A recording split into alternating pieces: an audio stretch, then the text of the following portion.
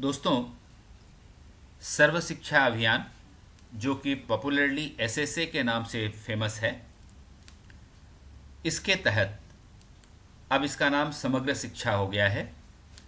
तो एसएसए के तहत शिक्षकों की भर्ती के लिए एक रिक्रूटमेंट आई है, जिसकी चर्चा हम इस वीडियो में करेंगे। और अच्छी बात यह है कि एसएसए के अपॉइंटमेंट में कोई एग्ज़ाम नहीं लिए जाने की बात कही गई है और अपॉइंटमेंट भी डायरेक्ट होगा। तो एसएसए की इस शिक्षक भर्ती में क्या एलिजिबिलिटी क्राइटेरिया है, क्या एजुकेशनल क्वालिफिकेशन है, एज क्या चाहिए और किसी एक्सपीरियंस की ज़रूरत है या नहीं, इन सब चीज़ों को हम समझेंगे। और अगर आप समझते हैं कि आप इसके लिए एलिजिबल हैं तो आप इस डायरेक्ट अपॉइंटमेंट के लिए तैयार हो जाइए। चलिए शुरू करते हैं सीधे और देखते हैं कि क्या खास बात है इस वैकेंसी में। सबसे पहली बात मैं आपको ये बता दूं कि लास्ट डेट 30 अगस्त 2023 है। ये देखिए एसएसए का रिक्रूटमेंट है, समग्र शिक्षा अभियान का रिक्रूटमेंट है ये। और ये 30/8/2023 तक ऑफलाइन मोड में भरा जाना है। ये इन्होंने कहा हुआ है, देखिए यहाँ पर निबंधित डाक द्वारा, यानी कि रजिस्टर्ड पोस्ट से आपको ऑफलाइन मोड में अपना एप्लीकेशन यहाँ भेजना है, ऑनलाइन मोड नहीं है। और साथ में ये भी कहा गया है कि साधारण डाक से भेजे गए आवेदन स्वीकार नहीं किए जाएंगे। इसका मतलब ये हुआ कि आप अपने सारे डॉक्यूमेंट्स लिफाफे में रखिए और उसको रजिस्टर्ड डाक से भेजिए, रजिस्ट्री करिए, उसका स्पीड पोस्ट भी मत करिए और ऑर्डिनरी डाक से भी मत भेजिए। एक तो खास बात ये कही गई। अब बात कर लेते हैं चयन हेतु अर्हता यानी कि क्वालिफिकेशन और दूसरी रिक्वायरमेंट्स क्या हैं उसकी बात। तो सबसे पहले देखिए कौन कौन सी पोस्ट हैं। भाषा शिक्षिका, अंग्रेजी, हिंदी। तो सबसे पहली बात यहाँ ये समझ में आ रही है कि ये जो पोस्ट है सिर्फ महिलाओं के लिए है। एसएसए के तहत जो ये अपॉइंटमेंट होगा ये सिर्फ महिलाओं के लिए होगा, पुरुषों के लिए ये पोस्ट नहीं है। पुरुषों के लिए अगर कोई पोस्ट होगी उसकी चर्चा हम आगे करेंगे। तो इंग्लिश में और हिंदी में भाषा शिक्षिका की ज़रूरत है, जिसके लिए आपको न्यूनतम 50% 50% मार्क्स आपके पास होनी चाहिए स्नातक में, यानी कि ग्रेजुएशन में। और SC ST के लिए 45%, क्योंकि यहाँ पर 5% की उनको छूट दी जा रही है। ये एक खास बात रही इसकी।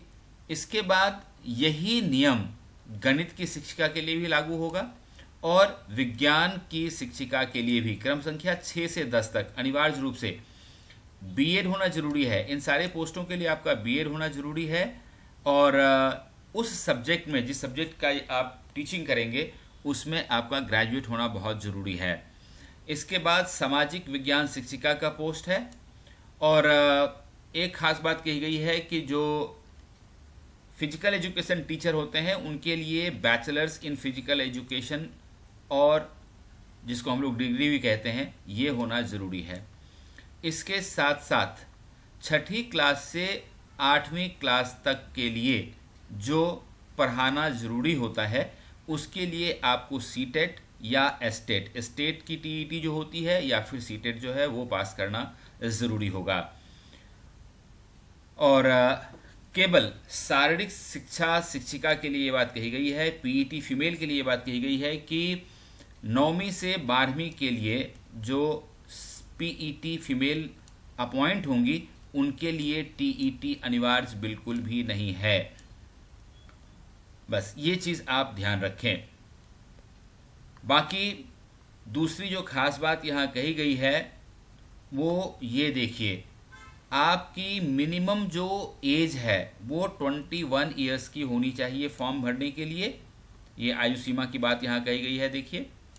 और मैक्सिमम एज आपकी 35 ईयर्स की होनी चाहिए। और इसमें आपको छूट भी कुछ दिया गया है, वो आप देख लीजिए। अनरिजर्व्ड कैटेगरी के लिए तो 35 मैक्सिमम एज है।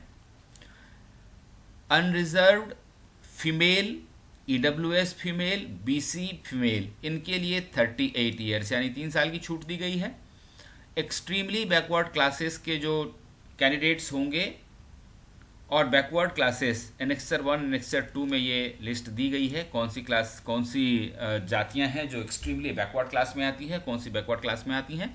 तो उनके लिए 37 ईयर्स 2 साल की छूट दी गई है। मेल और फीमेल दोनों यदि एससी और एसटी कैटेगरी के हैं तो उनको 40 साल यानी कि 5 साल की छूट दी गई है। और पीडब्ल्यूडी कैंडिडेट्स जितने भी होंगे, दिव्यांग कैंडिडेट जितने भी होंगे, उनको 10 साल की छूट दी गई है, यानी कि 45 साल तक वो फॉर्म भर सकते हैं। और यदि आप एक्स सर्विसमैन हैं तो आपको 5 वर्ष तक की अधिकतम छूट दी गई है। और एज की काउंटिंग 1 जून 2023 को किया जाएगा, ये खास बात है। तो आप किस कैटेगरी में फॉल करते हैं ये ज़रूर इंश्योर कर लें, और उसी हिसाब से उम्र में जो छूट का फ़ायदा है वो आप ज़रूर उठाएं। एक बात यह है कि ये देख लीजिए, आवेदन के साथ संलग्न किए जाने वाले अनुलग्नक यानी कि इनक्लोजर, आपको कौन कौन सी चीज़ें अपने फॉर्म के साथ रजिस्ट्री में भेजना है। तो सबसे पहली बात 23x10 सेंटीमीटर का स्वपता, अपना दो लिफाफा ले लें जो 23x10 सेंटीमीटर का हो और उसके ऊपर अपना पता लिख दें। दूसरा, जितनी आपकी शैक्षणिक, एजुकेशनल और प्रशैक्षणिक यानी कि प्रोफेशनल क्वालिफिकेशन है उस सब को अभिप्रमाणित कर दें, यानी कि सेल्फ अटेस्ट कर दें। और सबका आपको सिर्फ फोटोस्टेट कॉपी सेल्फ अटेस्ट करके भेजनी है, ओरिजिनल कोई नहीं भेजना। यदि आप किसी आरक्षित श्रेणी में आते हैं, यदि आपकी कैटेगरी है, तो आपको अपना जो जाति प्रमाण पत्र है वो भी दिखाना होगा।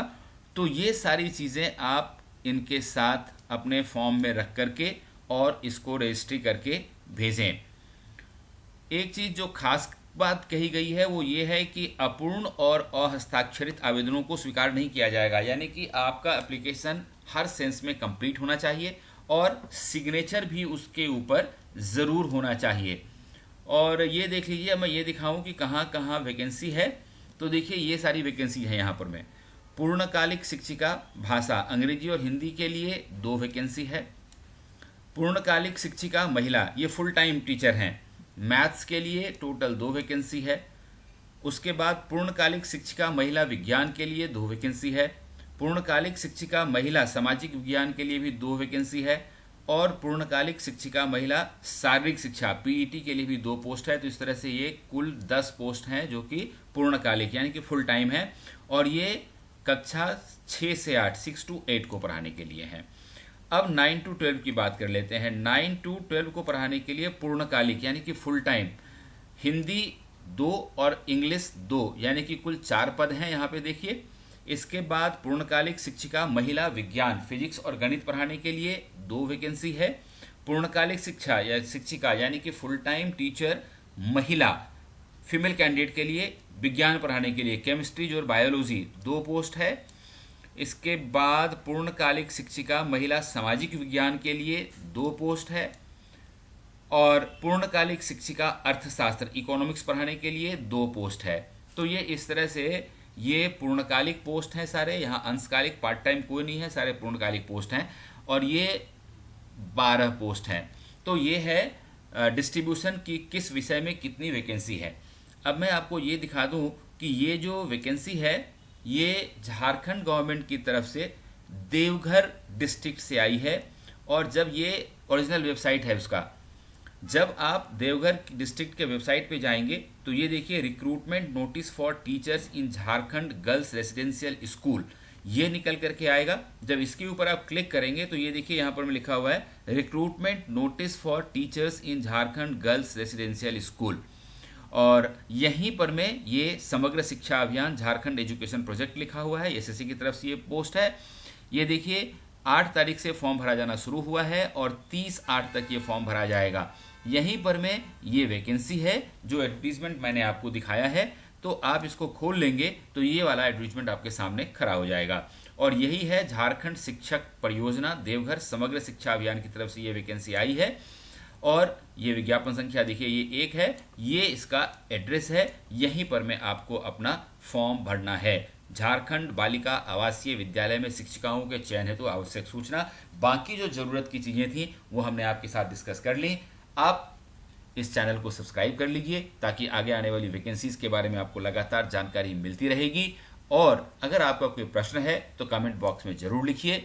इसका पीडीएफ अगर आपको देखना है तो डिस्क्रिप्शन बॉक्स से हमारे टेलीग्राम ग्रुप का लिंक देखिए, टेलीग्राम ग्रुप ज्वाइन कर लीजिए और वहाँ आपको इसका पीडीएफ भी मिलेगा। अच्छी तरह से इसको पढ़ सकते हैं, वीडियो पॉज करके भी और पीडीएफ के माध्यम से भी। तो फॉर्म भरिए और डायरेक्ट रिक्रूटमेंट के लिए तैयार हो जाइए। All the best.